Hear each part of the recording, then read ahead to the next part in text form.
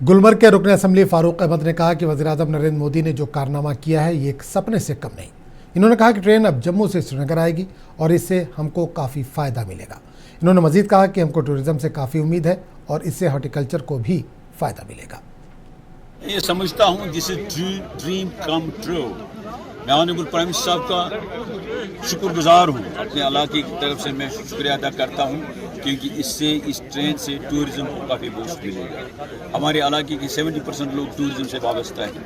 एक तो वो है, दूसरा इंडस्ट्रियल ग्रोथ होगा, तीसरा हमारे हॉर्टिकल्चर सेक्टर को भी काफ़ी बूस्ट मिलेगा।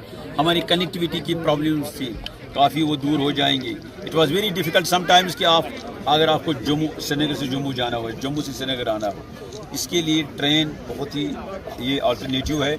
और हम सब इसमें जो है हर एक की ख्वाहिश थी कि ट्रेन जम्मू से श्रीनगर कनेक्ट हो जाए। यहाँ पहले जो है बानिहाल तक ट्रेन जाती थी, बट उसका ज़्यादा मतलब नहीं था, क्योंकि आपका जो मेन पैच जो है रोड का ख़राब है, that is from Banihal to Ramban. उसके बगैर भी ये ट्रेन की बहुत ही ज़रूरत थी। मैं ऑनरेबल प्राइम मिनिस्टर अपने कायद जनाब उमर अब्दुल्ला साहब उनकी